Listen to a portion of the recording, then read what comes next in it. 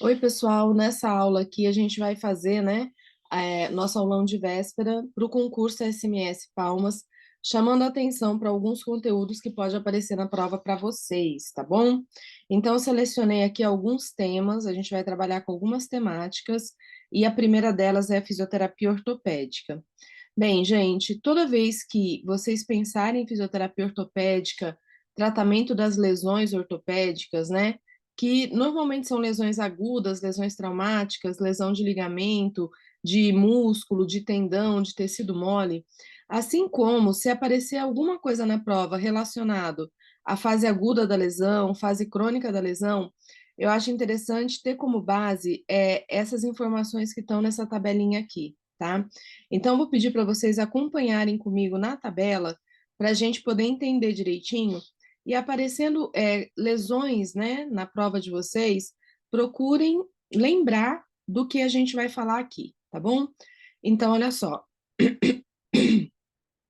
Quando a gente fala na lesão ortopédica, a gente vai ter aqui fases da lesão, tá? Algumas vezes a gente divide em três fases: aguda, subaguda e crônica.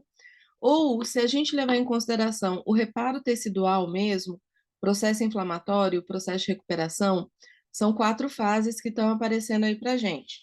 Então, ó, fase aguda, resposta inflamatória, reparo fibroblástico e maturação. A fase aguda é a fase inflamatória inicial, tá? Onde a gente tem a maior exacerbação dos sinais flogísticos. Então, só para lembrar, os sinais flogísticos, que são sinais de inflamação, são cinco: dor, calor, rubor, tumor, que é o edema, e limitação da função. Isso aparece mais, né? Tá aparecendo no paciente de forma mais exuberante na fase aguda, que também é chamada de fase inflamatória inicial e que dura aí por volta de 72 horas, então 3 dias, né? Depois vem a fase inflamatória, reparo fibroblástico, que a gente pode conhecer também como fase subaguda, tá? Então envolve esses dois eventos. E por último, a fase de maturação, remodelação, que seria a fase crônica de uma lesão, tá? Então, aguda, subaguda e crônica, que pode aparecer na prova, ou inicial aguda, resposta inflamatória, reparo fibroblástico e maturação. Em cada uma dessas fases, a gente vai ter alterações que são alterações típicas vasculares e celulares, né, das células que vão chegar lá no local de lesão, tá? E aí, então, por isso que recebe esses nomes. Então, na fase inicial aguda, a gente estava falando 3 dias, né, 72 horas, a gente tem, normalmente, edema, dor à palpação e ao movimento, bem exacerbado, e os sinais logísticos. O que o fisioterapeuta faz nessa fase? Então, o destaque está aqui no cantinho, tá? Crioterapia, estimulação elétrica para dor, que é o TENS, compressão intermitente, laser de baixa potência e, normalmente, repouso em relação aos exercícios, a cinesioterapia.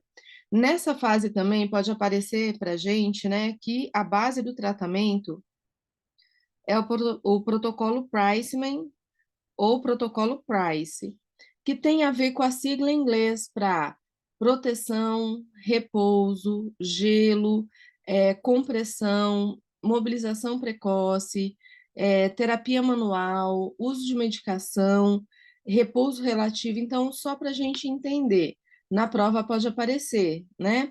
Qualquer uma dessas duas. E aproveita esse momento para lembrar, desculpem, que esse é o principal momento para o uso da crioterapia. Então, a crioterapia, classicamente, ela é utilizada na fase aguda da lesão. Nos momentos que se seguem, né, na fase subaguda, a gente continua com resposta inflamatória, então, células é, ainda do processo inflamatório, desculpem, chegando no local, mas nessa fase, normalmente, o edema já diminuiu, o tecido, a região ainda está quente ao toque, e a palpação e movimento ainda são dolorosos, mas a gente não tem mais aqueles sinais tão exuberantes. Então, como é que é feito o tratamento fisioterapêutico que muda? A base ainda continua a mesma. Crioterapia, estimulação elétrica, compressão intermitente, laser de baixa potência, mas normalmente nesse momento aqui, ó, começam os exercícios de amplitude de movimento.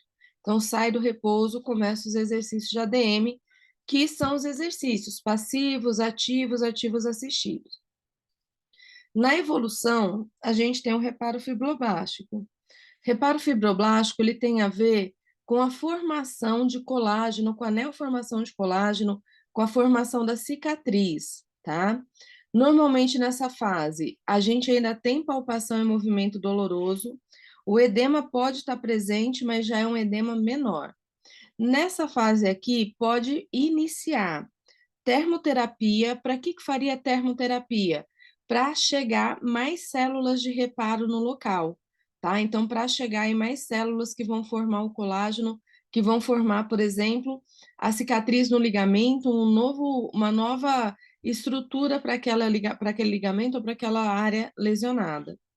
Também estimulação elétrica, que costuma ser o TENS, laser de baixa potência, compressão intermitente, aqui amplitude de movimento, que a gente já tinha falado antes, e nessa fase pensando em cinesioterapia, fortalecimento, né? Sempre gradual, respeitando as características do paciente. E depois vem a fase de maturação e remodelagem. Então, se a gente pensar nos eventos, nas células, o que está acontecendo aqui? Nessa fase, pessoal, está tendo o refinamento daquela cicatriz que foi formada, daquele reparo que foi feito. É como se fosse o acabamento, né, numa reforma, que seria também o equivalente à fase crônica. Normalmente, o edema aqui já diminuiu, a palpação não é dolorosa e tem diminuição da dor ao movimento, que muitas vezes é o que fica, né? O paciente vai sentir dor normalmente quando ele fizer uma atividade mais extenuante. O que a gente pode fazer nessa fase? Recursos fisioterapêuticos. Então, muitas vezes nessa fase entra o ultrassom, que vai ser para ajudar nesse reparo do colágeno, né? Nessa moldagem do colágeno. A estimulação elétrica, se for o caso, pode ser feito o FES para ajudar no fortalecimento. Laser de baixa potência, pode usar também o calor profundo com ondas curtas e com microondas. E continua na cinesioterapia, ó, amplitude de movimento, fortalecimento e já o retorno funcional. Então, treino proprioceptivo, treino de equilíbrio, treino da atividade, mas seria já a fase final da lesão.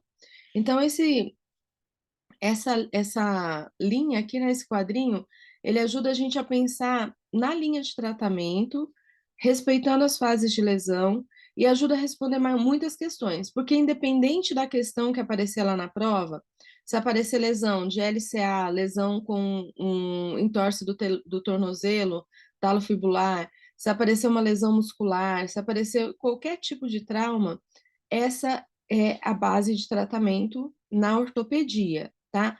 E eu acho mais importante esse ponto aqui, porque, como eu disse, independente da lesão que surgir, você consegue interpretar, né, se a questão disser respeito ao tratamento fisioterapêutico. De qualquer forma, tem algumas lesões que elas são mais frequentes em prova. Então, vou chamar a atenção de vocês aqui para essas lesões. Uma delas é a lesão do LCA, do ligamento cruzado anterior. E nessa tela aparece aqui várias características da lesão do LCA. Então, ou do LCA propriamente dito, tá? Em relação à anatomia, o ligamento cruzado anterior, o LCA, ele vai se originar na face anteromedial do platô tibial e segue em direção superior, lateral e posterior para se inserir na face medial do côndilo femoral. Hoje aqui, gente, preste bastante atenção nesse momento que a gente está fazendo a revisão, vai fazendo a leitura junto aí comigo, para você ir gravando essas partes. Então, ó, muita atenção na hora de assistir essa aula, porque você não precisa estudar de novo e você não vai ter tempo de estudar de novo. É realmente para a gente refrescar a memória. Que se aparecer algo disso aqui na prova amanhã, vocês devem se lembrar por conta da memória recente, tá? Mas tem que estar bem atento aqui à aula, tá bom? A função principal do LCA. Então, sua função principal é resistir à translação e ao deslocamento anterior da tíbia sobre o fêmur. Então, pensa aqui, ó, fêmur, tíbia, translação anterior, esse deslocamento anterior da tíbia em relação ao fêmur. Em relação ao funcionamento do LCA, a biomecânica, o LCA é formado por 3 feixes, o anteromedial, o posterolateral e o intermediário. Qual que é a dica aqui? O anteromedial é tensionado quando o joelho é flexionado. O posterolateral, ele é tensionado na extensão. Então, guarda aí, ó, anteromedial, tensionado na flexão do joelho. Guarda só isso, anteromedial, tensionado na flexão do joelho. Se cair o contrário, posterolateral, você vai se lembrar, opa, é o contrário do anteromedial. E o intermediário, ele une os 2 feixes, tá? Aqui no meio tem um protocolo, que é o protocolo geral de reabilitação de LCA. E daí eu quero que vocês prestem bastante atenção comigo aqui nisso e comparem depois com o que a gente acabou de falar na tabela. Porque é basicamente o que a gente acabou de falar na tabela, mas numa lesão específica, tá? Por isso que a gente pode aplicar esse tipo de conhecimento sempre. Então, vou acompanhar aqui, se você conseguir, vai fazendo a leitura aí comigo para te ajudar a relembrar esses pontos. Então, olha só, gente, protocolo tradicional, tá? Logo após a cirurgia, o paciente utiliza o imobilizador de joelho ou suporte de extensão com travamento. Joelho em extensão é o objetivo inicial na reabilitação de cirurgia de LCA, tá? No pós-operatório imediato, de 0 a 4 semanas, objetivo: diminuir o edema, manutenção da mobilidade patelar, extensão completa, mas com cuidado para não hiperestender. Se hiperestender, gente, o ligamento, o enxerto que foi colocado ali, vai ficar maior do que o tamanho que ele deveria ficar. E o joelho pode continuar falseando, tá? Mas é importante, ó, manter a extensão completa. Porque também, se o joelho ficar flexionado, o ligamento vai ficar menor. E aí, ele vai ficar com uma contratura em flexão. Mas guarde aí, LCA, ele tem que ficar com o joelho estendido, completo. Nem extensão demais, hiperextensão, e nem flexão. Porque senão vai comprometer o enxerto. O enxerto não vai ficar do tamanho correto, tá? Também nessa fase, gente, flexão de joelho a 90 graus. Então, qual que é o objetivo no ponto, no começo? Além de todas as questões lá, né, do processo inflamatório, é extensão completa de joelho e flexão até 90 graus, tá? E aqui continua com mais alguns exemplos. Então, levantamento da perna estendida, restauração da marcha, com sustentação de peso de acordo com a tolerância do paciente, né? Pode ser com auxílio, com muleta, com bengala ou não. Exercício isométrico, que pode ser realizado principalmente no quadríceps e isquiotibiais, respeitando 90 graus de joelho, tá? E os exercícios vão evoluindo de acordo com a evolução do paciente. Então, o paciente vai apresentando melhora, diminuição da dor, diminuição do edema, vai progredindo para exercícios mais difíceis. Pós-operatório intermediário, 4 a 12 semanas.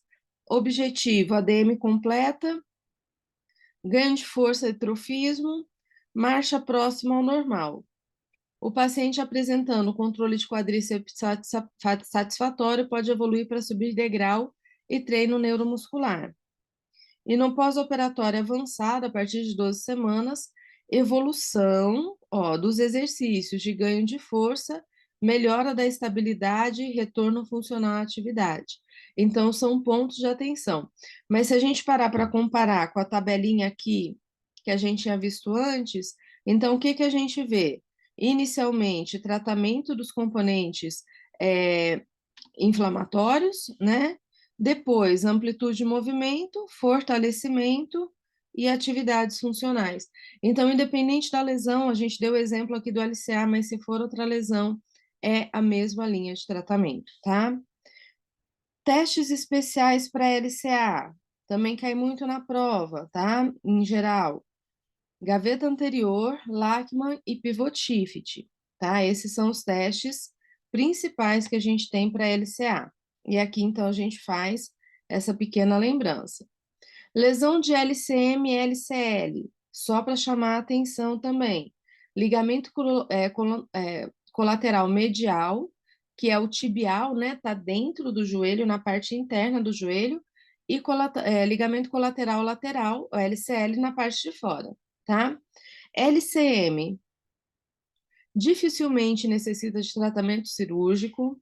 Olha só, gente, para as primeiras 72 horas, repouso, gelo, compressão e elevação.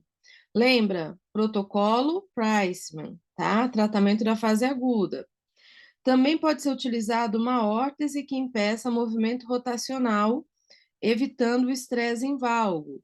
Também protocolo Priceman, órtese é proteção, tá? Para aquela região que sofreu a lesão. A carga sobre o membro pode ser realizada desde que o paciente não tenha dor significativa e tenha proteção contra os movimentos rotacionais, especialmente o valgo, porque o valgo vai forçar o LCM. Os objetivos iniciais nessa lesão vão ser estimular a cicatrização, manutenção da amplitude de movimento, força e trofismo, especialmente do quadríceps, proteção do estresse em valgo. Com as tarefas, com as fases de cicatrização, vamos evoluir os exercícios até o retorno funcional. Então, novamente, ó, fase de cicatrização, que é aquela que a gente viu lá no começo. E aí, para a questão específica do LCM, o fortalecimento do músculo vasto medial oblíquo é importante para evitar recidiva. LCL. A lesão do LCL, né, o tratamento segue a mesma linha do tratamento do LCM, apenas muda que a proteção da órtese é para evitar o estresse em varo.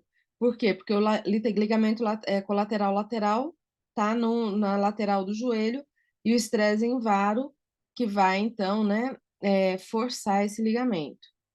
Os ligamentos colaterais são geralmente tratados de forma conservadora, então raramente cirúrgico, pois eles são bem vascularizados e tendem a melhorar bastante, tá? Então, gente, chamando a atenção, novamente eu vou falar, desculpa ficar repetindo, mas é importante. Aquela tabelinha inicial das fases de cicatrização, ela norteia o tratamento em ortopedia, tá? Entorse do tornozelo, também lesão que cai muito nas provas. O entorse mais frequente é a inversão, que é esse que está aparecendo aqui, né? Aí o mecanismo de lesão é inversão mais flexão plantar. O ligamento mais lesionado é o talo fibular anterior. O talo fibular anterior, ele é o ligamento do entorse, né? Questão também que cai. E depois, no conjunto mais lesionado, o talo fibular anterior e calcâneo fibular. O talo fibular posterior menos lesionado. Tratamento fisioterapêutico. Então, olha só, primeira fase, primeiras 24 até 72 horas. Controle de dor e edema, protocolo Priceman. Pode fazer uso de muletas para evitar sustentação de peso que causa dor e pode agravar a lesão. Segunda fase. Então, o paciente já consegue deambular com sustentação parcial de peso. Nessa fase ainda pode ter edema. Iniciar exercícios para melhorar a amplitude de movimento do tornozelo, incluindo dorsiflexão. Estabilização ativa de forma leve, que é o treino de equilíbrio, pode ser até sentado. E melhorar a deambulação, sem carga excessiva. Preservar a força muscular nos outros segmentos não envolvidos, né? Outro ponto importante aí para as provas, muitas bancas e questões falam sobre isso, né? Da importância de manter a força, manter a DM em outros segmentos que não sofreram a lesão, e dependendo do grau da lesão, e se houver instabilidade articular, o paciente pode utilizar alguma proteção ou imobilização. Então, se a lesão for mais grave ou se tiver instabilidade ali da articulação, porque os ligamentos eles dão estabilidade para a articulação, pode usar, por exemplo, uma bota ortopédica, um RoboFoot. Terceira fase, geralmente o paciente já consegue deambular com sustentação total de peso. Nessa fase, pode iniciar os exercícios para melhorar a força muscular. Gradualmente, vai elevando a dificuldade dos exercícios para melhorar o equilíbrio, a ADM do tornozelo e do pé completa e estabilidade dinâmica. Utiliza a proteção apenas na prática esportiva, o esforço físico extenuante, e o paciente não apresenta mais edema. Aqui a proteção pode ser uma órtese menos rígida que o RoboFoot, um tensor, por exemplo, né, para ajudar na estabilidade do tornozelo. E na fase 4, alcançar as cargas usuais do paciente após o trauma, o que quer dizer, antes do trauma. Então, retorno do paciente para como ele era antes da lesão. Novamente, aqui, ó, protocolo de tratamento segue as fases inflamatórias. Só para a gente passar mais algumas lesões que eu acredito que tenham mais chance de cair na prova de vocês. Síndrome do impacto do ombro é uma doença pelo atrito entre as estruturas ósseas ligamentares com os tendões do ombro, especialmente os tendões do manguito rotador e com a bursa do ombro. Então, a primeira coisa, gente, sempre lembrar quais são os músculos do manguito, né? Então, ó, supra, infra, espinhoso, né?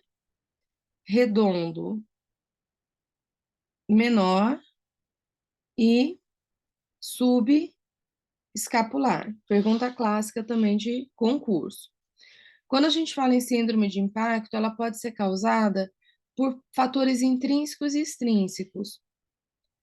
O principal fator intrínseco é uma alteração anatômica no acrômio, que chama acrômio ganchoso ou acrômio tipo 3, que diminui o espaço subacromial e facilita a ocorrência do impacto. E como fator extrínseco, o mais importante são movimentos repetitivos acima de 90 graus de abdução ou de flexão do ombro. Testes especiais, pessoal, para síndrome do impacto e para avaliação de manguito. Nier, Hawkins-Kennedy, Iokun, queda do braço, que é o de Codman, PAT, que avalia infra, Geber, que avalia subescapular, e Job, que avalia supraespinhal. Então, esses aqui são os principais. Outro ponto que pode cair nas provas são os estágios de evolução da síndrome do impacto. Então, vou pedir para vocês acompanharem aqui comigo também, tá? Estágio 1, inflamação localizada, sangramento leve e edema no manguito, idade menos de 25 anos, tratamento, controlar dor e inflamação e exercícios isotônicos de rotadores e escapulares. Estágio 2, deterioração do manguito. Então, aqui já começa a degeneração mais acentuada. Idade, 26 a 40 anos. Tratamento, fortalecimento progressivo, alongamento da cápsula e controle neuromuscular. Estágio 3, destruição do tecido mole, ruptura ou macrotrauma do manguito. Então, muitas vezes nessa fase já tem a ruptura do supra, por exemplo, né? O supraespinhal é o mais acometido, o que mais sofre lesão. Idade acima de 40 anos, tratamento normalmente vai precisar de infiltração e cirurgia, que é o tratamento médico, e o tratamento conservador, alongamento e fortalecimento do restante do músculo e dos músculos deltoide, peitoral maior e trapézio, para ajudar na estabilidade do ombro. Também para a gente resumir aí lesões no manguito rotador, porque pode aparecer em conjunto com a síndrome do impacto ou não, tá? Então, a gente lembrando aqui, ó, os músculos do manguito são supraespinhal, infraespinhal, subescapular e redondo menor, a gente acabou de falar, né? O que o manguito faz?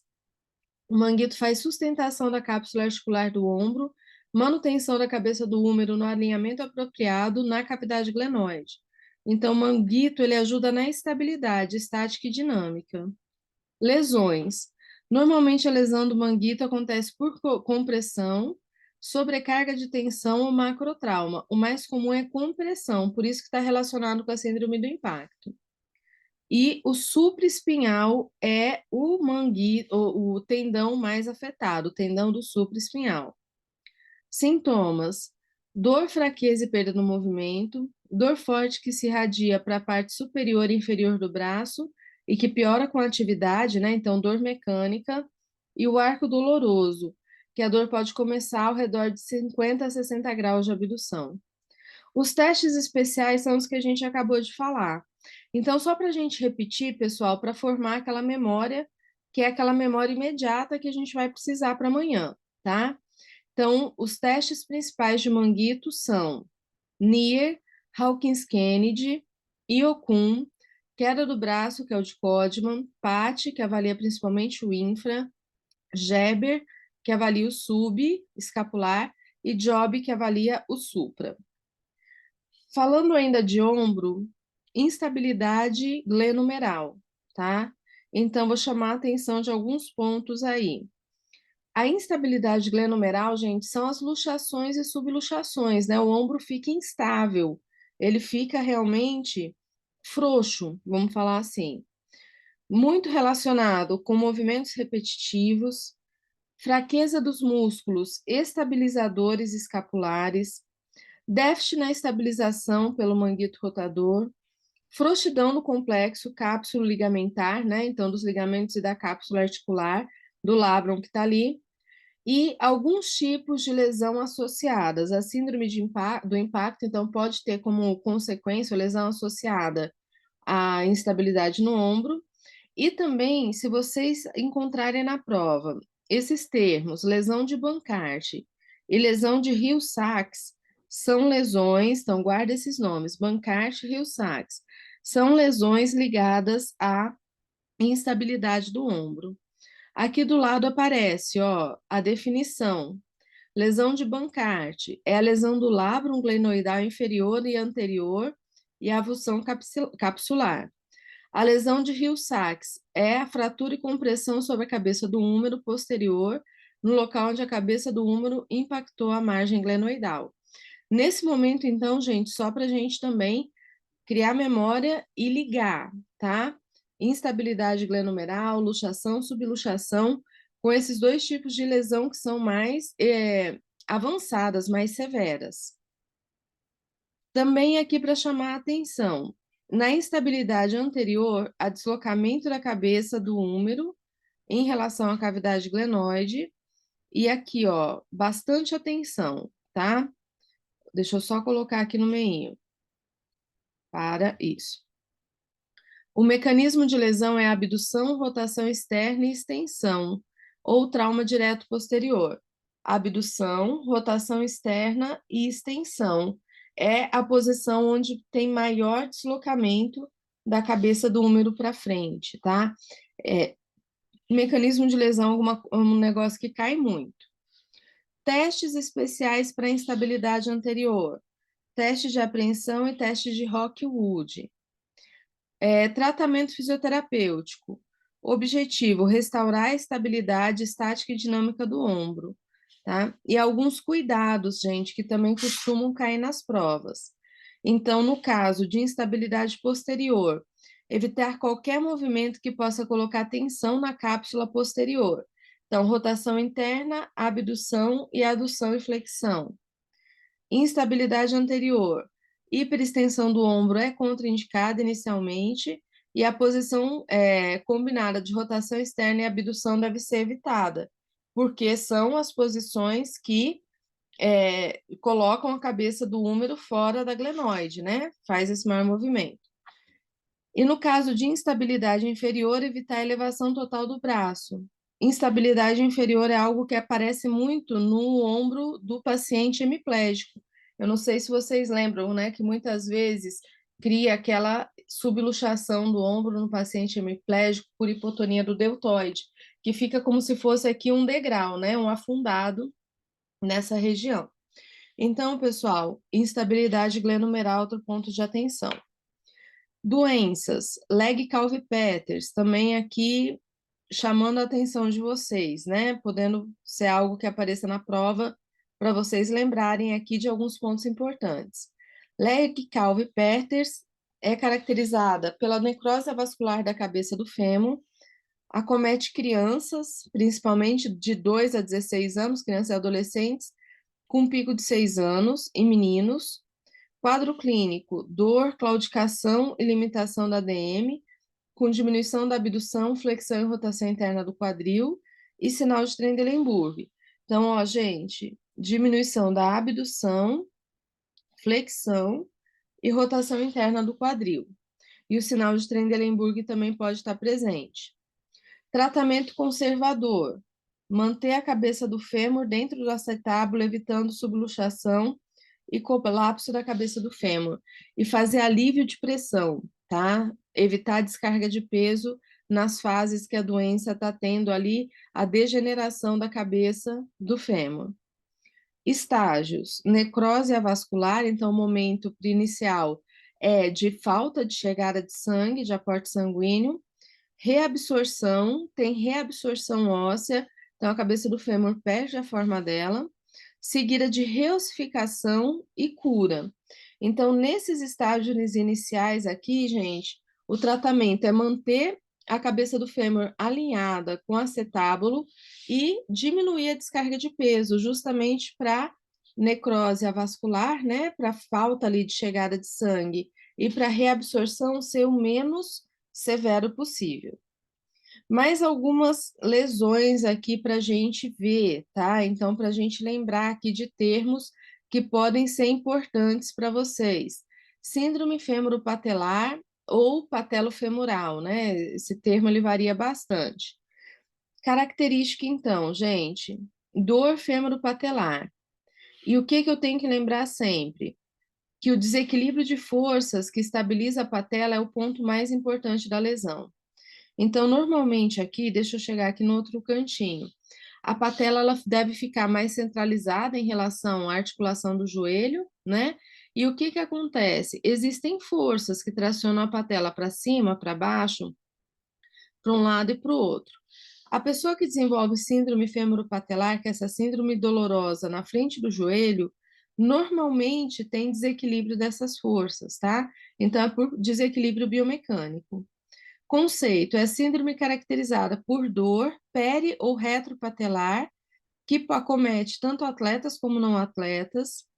Os sintomas pioram com a contração excêntrica, então piora com o sentar prolongado, mantendo o joelho flexionado, que pode ser chamado de sinal do cinema, e também ao subir e descer a escada e ajoelhar-se. A etiologia é multifatorial, mas está ligada com a falha biomecânica que a gente falou, tensão de tecido mole, desequilíbrio muscular e overuse, que é excesso de uso. Principais falhas biomecânicas, gente, atenção, porque muitas vezes é aqui que a banca acaba focando, tá? Então, algumas falhas biomecânicas que chamam mais a atenção para a gente, né, aí em relação às provas. Displasia patelar, tá? Então, alterações na forma da patela, anteroversão do colo femoral e aumento do ângulo Q. Guarda isso aqui, é aumento do ângulo Q. Por que eu estou falando? Nas provas, quando cai, muitas vezes a banca tenta confundir a gente nisso. Também, outras características que podem gerar síndrome fêmuro-patelar. Tensão de tecido mole, principalmente retináculo lateral, tensor da face lata, reto femoral, isquiotibiais e gastrocnêmio. Retináculo lateral tem a ver com a banda iliotibial, tá? Que está na lateral da perna. Desequilíbrio muscular também, desequilíbrio de força entre o vasto medial e o vasto lateral. Tratamento fisioterapêutico, então alguns pontos de atenção. Deve-se fazer a reeducação do vasto medial oblíquo com fortalecimento com grau de proteção. Isso aqui, gente, é detalhe do detalhe, então tenta olhar. Eu acho que não cai na prova de vocês, mas dá uma olhadinha aí que se cair você lembra, tá? Para dor, para síndrome fêmuro-patelar, os exercícios em cadeia cinética fechada devem ser feitos numa amplitude de 0 a 45 graus. Os exercícios em cadeia cinética aberta, com caneleira, fortalecimento do quadríceps, de 90 a 30 graus, tá? Então, de 90, por quê? Porque é a posição ali inicial do joelho até onde ele vai. Em cadeia cinética aberta, na cadeira extensora, de 0 a 30 graus, que são os excêntricos, aqui no caso, tá? Então, só dá uma olhadinha aí que se você precisar, tente se lembrar. Outras lesões que eu chamo a atenção, ruptura do tendão calcâneo, mecanismo de lesão, geralmente ocorre em algumas situações. Então, como que acontece a lesão? Arranque com a sustentação de peso sobre a parte anterior do pé, enquanto estende o joelho, né, como numa início de corrida, por exemplo. Dorsiflexão súbita com sustentação total de peso, como numa queda. Dorsiflexão violenta, ao saltar, cair de altura, aterrissar sobre um dos pés com flexão e traumas direto. O que mais cai em prova de concurso sobre a lesão, a ruptura do tendão calcâneo, gente, é o teste de Thompson. Então, guarda esse nome aqui, ó, teste de Thompson é o que é utilizado para avaliar a integridade do tendão calcâneo, tá? O terapeuta, né, o avaliador, palpa a panturrilha. Se o tendão calcâneo estiver íntegro, acontece a plantiflexão. Se ele estiver lesionado, não acontece plantiflexão. Sobre a fisioterapia vai ser importante desde o início para evitar os efeitos deletérios da imobilização, porque normalmente o tratamento de ruptura do lesão calcâneo, gente, se a ruptura for parcial, é o tratamento conservador com o uso de bota ou gesso por um tempo prolongado, para o ligamento cicatrizar, tá? Mas pode também ter o tratamento cirúrgico. Então, se tiver o tratamento cirúrgico, deve-se respeitar a fase de. Deixa eu só ajustar aqui, gente, para ficar melhor, tá? Deve-se respeitar a fase de tendão suturado, 6 a 8 semanas, sem mexer aquela estrutura do tendão, mas mantendo o corpo da pessoa, o restante do corpo com exercícios, principalmente porque esse tipo de lesão acontece com o atleta, tá bom? No tratamento conservador, em que não é realizada a cirurgia, se a imobilização for removível, por exemplo, uma bota ortopédica, pode começar a fazer exercícios passivos leves, utilizar recursos analgésicos que auxiliem na cicatrização, que não gerem calor. Então, crioeletroterapia, terapia manual. Após a fase aguda, a gente segue o tratamento de acordo com as fases de cicatrização, que é a mesma coisa que a gente viu até agora, né? Lesão ortopédica segue fase de cicatrização. E o último ponto que eu quero destacar para vocês aqui dessa parte mais ortopédica é a escoliose. A escoliose é uma curvatura lateral da coluna no plano frontal, né? No plano que a gente olha, né? Nessa vista, desculpa, nessa vista posterior. Atenção, gente, para um ponto aqui. A cifose, ela sempre é classificada, desculpa que está rodando aí na tela, já vai parar. A cifose, ela é sempre classificada pela convexidade. Convexidade é o lado grande da colher, tá? Então, ó, convexidade à direita ou convexidade à esquerda, tá bom? Então, chama atenção para isso. A escoliose nunca é classificada pela concavidade. Bem, para ser escoliose realmente, a gente tem que ter alteração na posição das vértebras e essa alteração nos 3 planos anatômicos. Então, quando a gente pensa no mais clássico, é a inclinação no plano frontal, né? Que é essa curva lateral. Beleza. Essa aqui é uma das alterações, inclinação no plano frontal. Mas a gente ainda tem rotação no plano horizontal, rotação de vértebra, tá? E flexão no plano sagital também. Lá, né, um pouquinho de flexão do tronco. Vamos lá. Sobre o ângulo de Cobb, então, a medida que da escoliose é feita pelo ângulo de Cobb, as escolioses menores de 10 graus são consideradas normais e não requerem tratamento. Escoliose leve, menos de 20, escoliose moderada, de 20 a 40, escoliose grave de 40 a 50.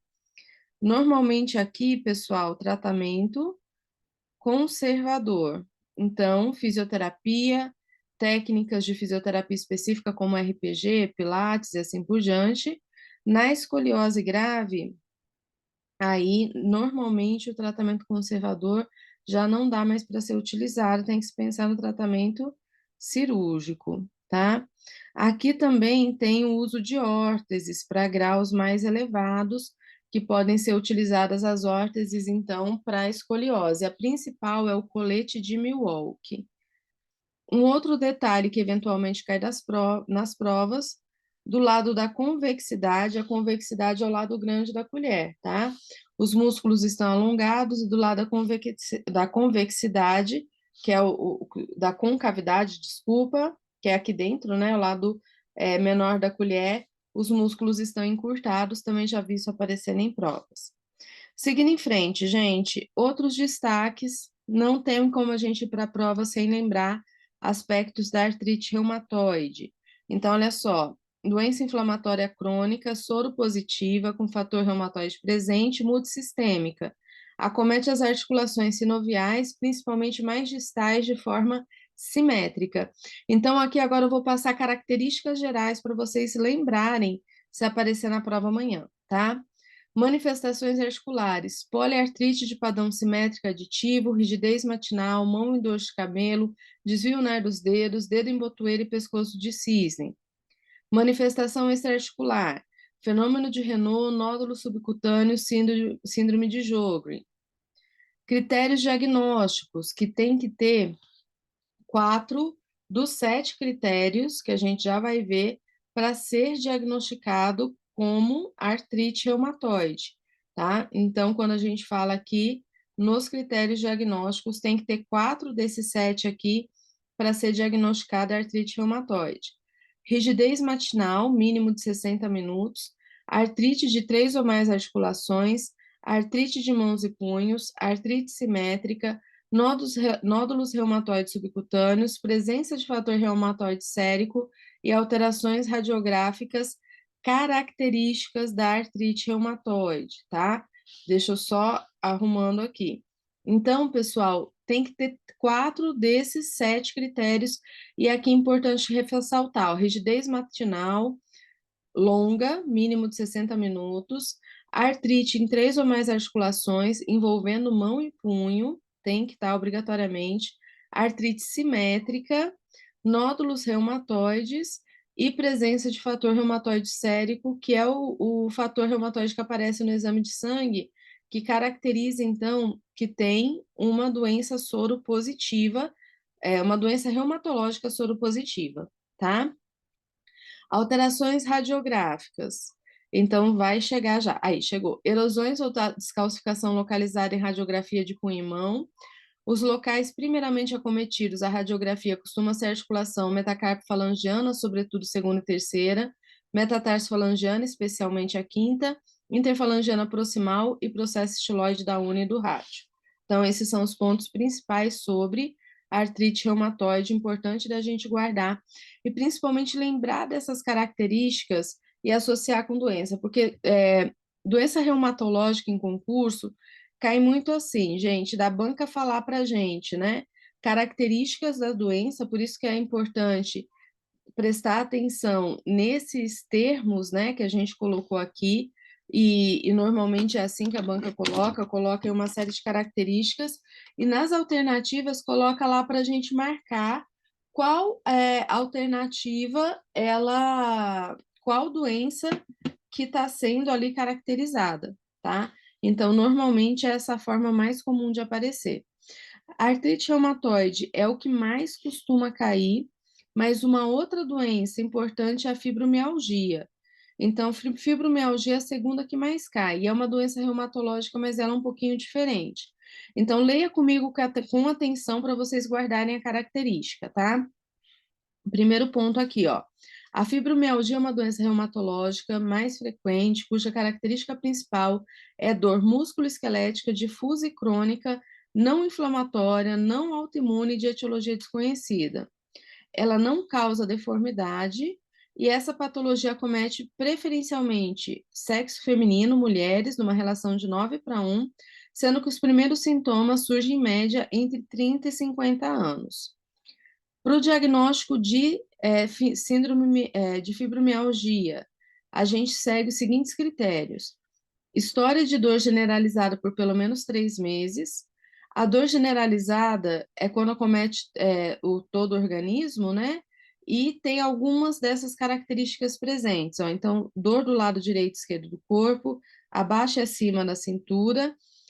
Deve haver dor axial, né, na coluna, na região cervical, posterior do peito ou lombar, tá?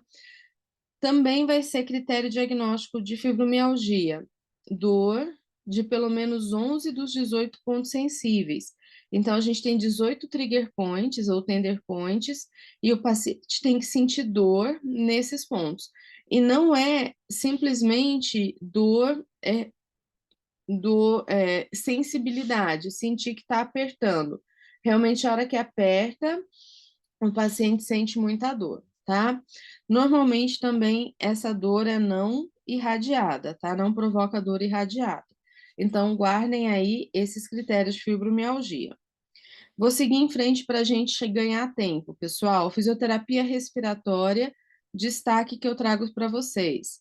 Diferença entre doença restritiva e obstrutiva. Então, doença restritiva, guardem aí. Os casos mais comuns, os exemplos: fibrose pulmonar, alteração postural, doença neuromuscular. Acontece redução da capacidade pulmonar total. Para um determinado volume pulmonar, a pressão estará aumentada e a complacência diminuída. Doença obstrutiva, principais exemplos: DPOC, com componente de enfisema e bronquite, e asma. O que mais cai na prova é enfisema, essas características do enfisema. Então, ó, aumento da capacidade pulmonar total, por um determinado volume a pressão estará diminuída, complacência pulmonar aumentada e hiperinsuflação, tá? Então, pontos principais aí para a gente lembrar, bate o olho aí para você poder se lembrar disso se precisar.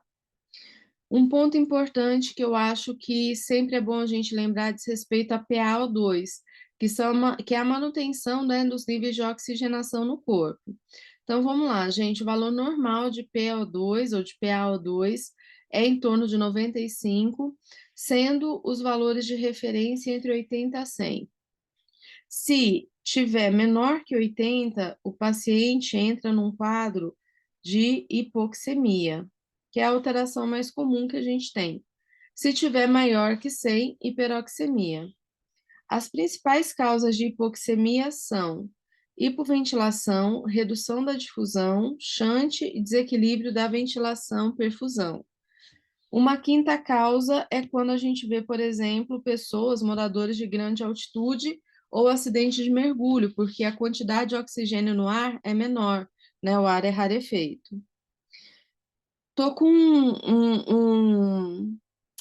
ai, como que eu falo? Tô com um presságio, uma premonição, que curva de dissociação de oxigênio é bom da gente falar aqui, tá? Então, presta atenção aí, pessoal. Não vou explicar muito, vou pedir só para vocês lembrarem o seguinte: existe uma relação entre PO2 e saturação, tá? Que gera essa curva, que é a curva de dissociação do oxigênio, ou curva de dissociação da oxihemoglobina. Alguns fatores podem desviar essa curva para a direita, tá? Então, desviar para a direita. E aí, se desvia para a direita, a hemoglobina não carrega tanto oxigênio como deveria. Quais são esses fatores? Então, ó, tudo aumento. Tá vendo a setinha aqui? Tudo aumento. Aumento de temperatura, aumento do DPG, que é uma característica da hemoglobina, aumento da PCO2 e aumento do pH. Então, lembra aí, gente, para criar essa memória rapidinho aí, tá? Os fatores que modificam essa curva são temperatura, DPG, CO2 e pH.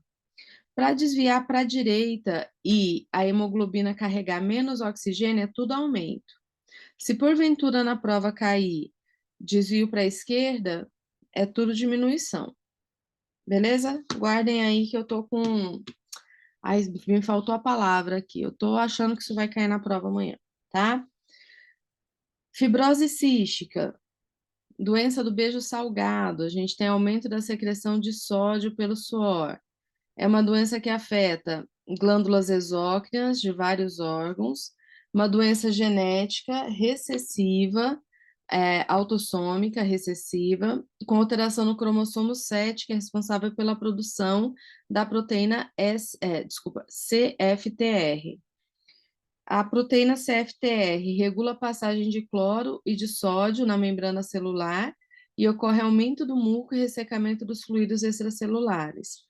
Com isso, tem aumento da viscosidade das secreções. Manifestações respiratórias, que são as que mais caem na prova: muco espesso e viscoso, diminuição do clearance ciliar, que é a capacidade de fazer higiene brônquica, colonização de bactérias, acúmulo de neutrófilos e processo inflamatório e obstrução das vias aéreas e infecção, tá? Destaques, então, também. Aqui, gente, é rapidinho, só para a gente relembrar características que podem aparecer na prova de vocês. Então, para que se apareça alguma característica dessa, você consiga já fazer uma relação direta com a fibromialgia, né? Desculpa, com a fibrose cística aqui no caso, mas também com as outras alterações que a gente falou até agora, né? Que a gente foi citando aqui durante a aula, tá bom? Vamos lá. Pontos principais que a gente tem sobre atelectasia. A atelectasia vai ser a perda da expansibilidade ou colapso pulmonar. Pontos principais, vou trazer aqui para vocês, tá? Atelectasia, o colapso alveolar, é uma complicação respiratória secundária a patologias obstrutivas, situações pós-cirúrgicas, impedimento da passagem do ar pelos brônquios de maior ou menor calibre, levando a um colabamento do alvéolo de parte ou de todo o pulmão, podendo ocasionar insuficiência respiratória aguda. Etiologia pode variar bastante, mas aqui vai aparecer para vocês as principais etiologias que a gente tem: obstrução intrínseca das vias respiratórias por corpo estranho, como, por exemplo, tumor, tampão mucoso, compressão, opa, peraí, deixa eu chegar aí, compressão extrínseca da via respiratória por tumor, linfadenopatia, supressão da respiração ou tosse, anestesia geral, sedação excessiva, dor, posicionamento em decúbito dorsal, particularmente em pacientes obesos ou em cardiomegalia, e compressão colapso do parênquima pulmonar por um derrame pleural ou pneumotórax. Então, esses são alguns destaques. Radiografia. Então, pode aparecer na prova característica radiográfica para você marcar que doença que é, né?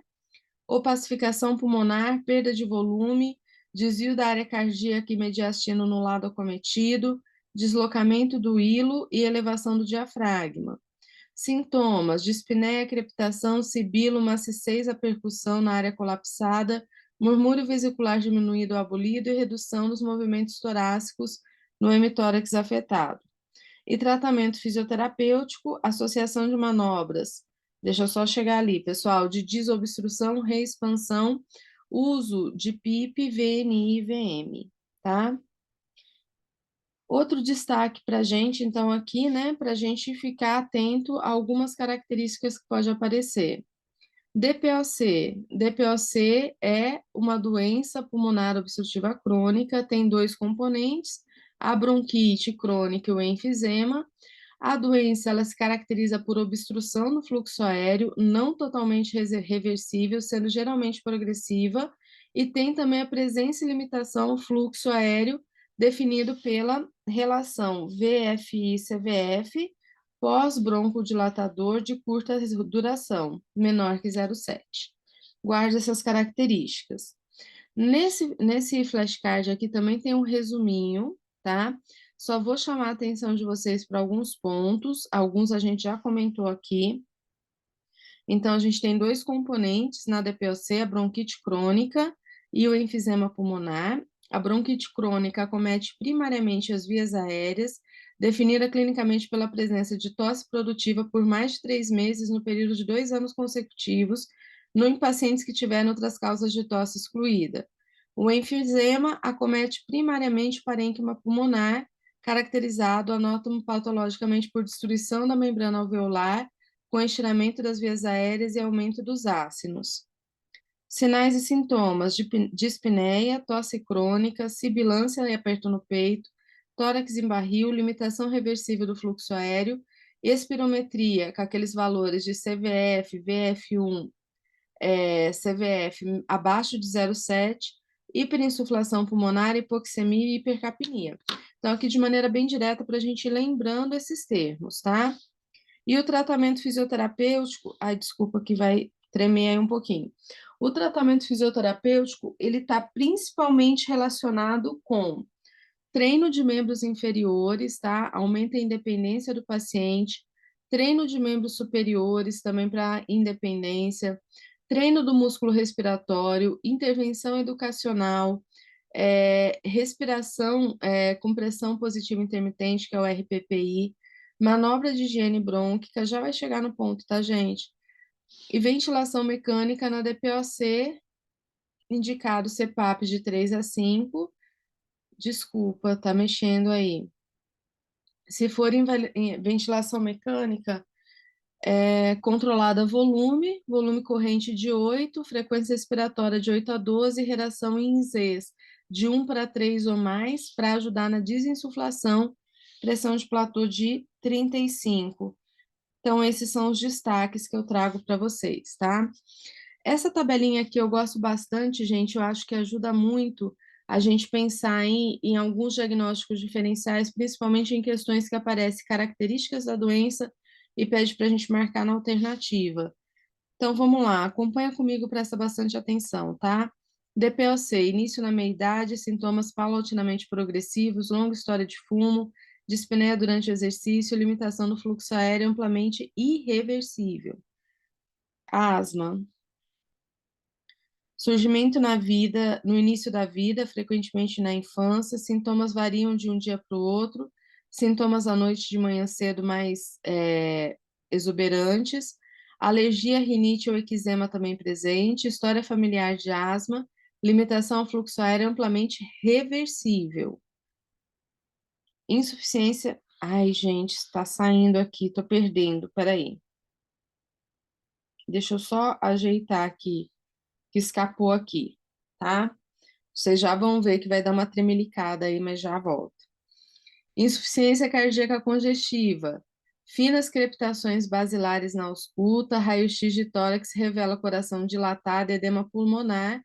O teste pulmonar indica restrição do volume e não limitação do fluxo aéreo.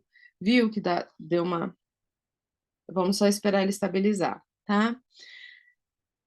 Já vai chegar.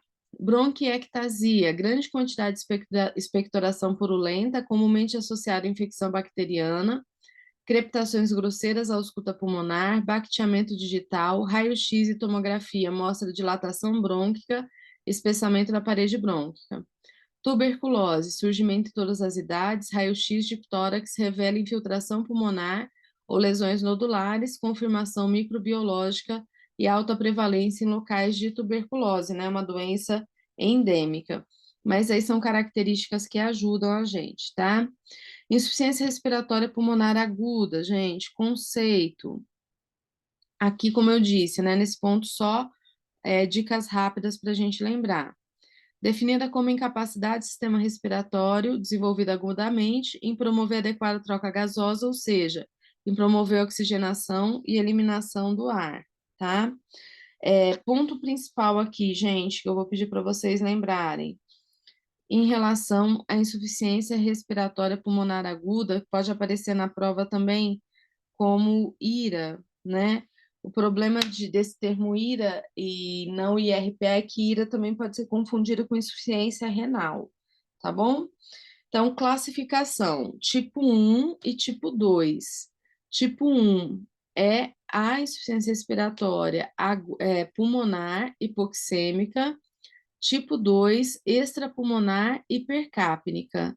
O que que é isso? Tipo 1, pulmonar hipoxêmica. A doença que causa normalmente a doença do pulmão e a pessoa tem hipoxemia. Então, por exemplo, COVID causa IRPA hipoxêmica, tá?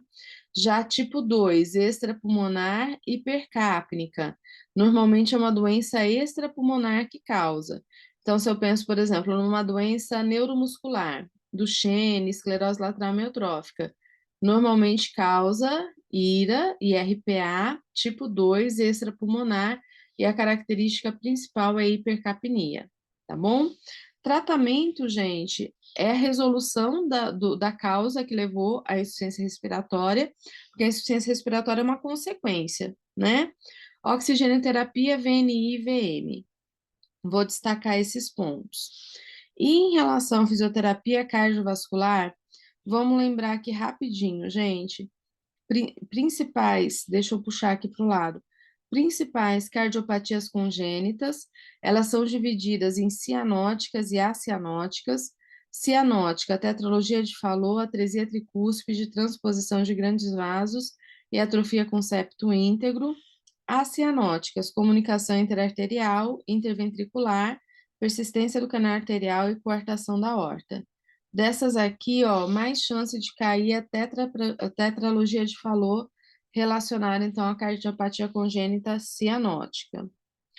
Doença coronariana, né? As isquemias coronarianas são as principais alterações que aparecem também em concursos relacionados ao problema no coração, né? A doença cardíaca. A principal causa de doença coronariana é a aterosclerose. A placa aterosclerótica inicia uma lesão no endotélio vascular, normalmente associada a dislipidemia, diabetes, obesidade, hipertensão, tabagismo, sedentarismo, outros fatores hereditários. Tem, então, a cardiopatia congênita, que é a doença cardíaca que resulta do desequilíbrio entre a oferta e a demanda de oxigênio no miocárdio. Principais cardiopatias isquêmicas são as anginas e o infarto agudo, e resulta de uma obstrução parcial ou total de artérias que irrigam o coração, tá? Então, aí, características que a gente tem, dando ênfase, então, para essa doença coronariana, lembrando que a coronária são os vasos que irrigam o coração, e quando tiver doença da coronária, a gente vai ter justamente impacto nessa irrigação, causando a isquemia, então, no músculo cardíaco, né, que é o miocárdio, e podendo gerar os sintomas, tá? As isquemias agudas acontecem quando a redução do fluxo sanguíneo vai se dar de forma súbita, por exemplo, quando a ruptura de uma placa aterosclerótica. A gente tem a angina e o infarto, mas eu já vou destacar a diferença deles para vocês, né? Se vocês precisarem, tá bom? Mas destaque aqui que a gente tem no infarto. Dor torácica normalmente prolongada, já vai chegar aí para vocês, de 20 a 30 minutos. Opa, saiu do lugar, pessoal, só um pouquinho, me desculpem. Eu fico aumentando aqui na tela e às vezes eu perco. Aí. Dor torácica normalmente prolongada, de 20 a 30 minutos, intensa, aperto ou queimação. Essa dor é tipicamente retroesternal, né, atrás do externo, podendo irradiar para regiões de ombro, axila, braço, mandíbula, dorso e abdômen, podendo iniciar em repouso ou durante o exercício. Pode ser acompanhado de outros tais e sintomas como palidez, sudorese, tonteira, náusea e vômito. Marcadores bioquímicos, isso aqui costuma aparecer mais nas provas. Então, para fazer diagnóstico de doença coronariana, de infarto, de angina, né, mas principalmente de infarto, é feito o exame da fração MB da creatinofosfoquinase, que é o CK-MB. A dosagem de CK-MB é realizada para a detecção precoce do infarto, e sua alta sensibilidade e especialidade vão ser importantes. E os marcadores bioquímicos, troponina, TI. A troponina TI são proteínas presentes na corrente sanguínea apenas quando há destruição da fibra miocárdica. Elas estão aumentadas no plasma após cerca de 6 horas do início do sintoma e pode permanecer elevada por alguns dias. Troponinas TI, gente, lembra aí, é o padrão ouro para diagnóstico de infarto. Diferença de angina estável, instável e infarto agudo do miocárdio. Importante, gente, angina estável só manifesta sintoma durante o exercício, tá? E melhora com repouso.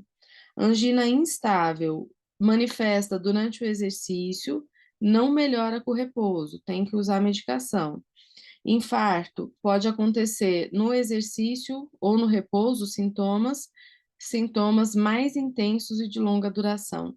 Então, umas dicas que podem ajudar, tá? Fase de reabilitação cardiovascular, vamos sempre lembrar, fase 1 hospitalar, fase 2 ambulatorial, da alta até 3 meses, fase 3 ambulatorial de 3 a 6 meses, e fase 4 ambulatorial prolongada, né, podendo o paciente escolher a atividade, o esporte que mais vai agradá-lo. Na fase 1, o objetivo principal hospitalar é que o paciente se estabilize e tenha alta, e são exercícios mais leves. Na fase 2, ambulatorial, tem que fazer todo um exame pré-participação para ver se o paciente tem condições realmente de participar do processo, e já são exercícios que vão seguir ali os resultados que o paciente teve no teste de esforço, mas que é de acompanhamento individual. Fase 3 normalmente de exercícios em grupo, e fase 4 academia, exercício físico, algo que o paciente consiga manter como rotina. Estratificação de risco quando a gente fala em reabilitação cardíaca. Então, gente, atenção aqui, tá? Vamos acompanhar o que mais cai na prova. Paciente de alto risco é o paciente que teve o evento cardiovascular com tempo inferior de 8 a 12 semanas, capacidade funcional no teste de esforço menor que 5 METs, no TCPE, no teste cardiopulmonar de esforço, Weber CID, com VO2 de pico menor que 60, sinais e sintomas de isquemia miocárdica em baixas cargas, ou seja, menor que 6 MET, sintomas de insuficiência cardíaca importantes associado ao problema dele, né? Com classe 3 e 4, e angina importante também, que é a dor no peito com classe 3 e 4, e outras características. O paciente que, além do problema cardíaco, tem insuficiência renal crônica dialítica, queda da saturação de oxigênio e esforço, e arritmia ventricular complexa, tá? Então, trazendo aí características principais, vou deixar só o de alto aqui, porque é o que mais costuma cair na prova, memória recente para gente. E testes na cardio, gente. Então, o TCPE, ele avalia, ou TCP, né? VO2 máximo, libiar aeróbico, teste de caminhada de 6 minutos, capacidade funcional, um teste submáximo, e o shuttle, que é o teste de velocidade incremental, capacidade funcional, agilidade e velocidade. Pessoal, era isso para a gente revisar hoje, tá? Estou tentando ser o mais rápido possível. Desejo a vocês uma excelente prova, fiquem bem, durmam bem hoje, se alimentem direitinho. Vai ver onde é o seu local de prova ainda hoje, observa lá na plataforma, na área do inscrito, que horário você deve chegar. Chegue 1 hora antes desse horário, meia hora antes desse horário, tá bom? Para não correr risco, né? Às vezes tem trânsito no local. Separe hoje já caneta, água, documentos, e tenha uma excelente prova. Quem sair com a prova, não me lembro se pode sair com a prova, não. Quem sair com a prova, se puder fazer a gentileza, envia para mim as questões de física para eu poder ajudar vocês, tá bom? Pessoal, é isso aí então. Terminamos por aqui. Boa prova para todo mundo, tá? Se vocês tiverem dúvidas, ou perguntas, eu estou aqui à disposição, tá bom?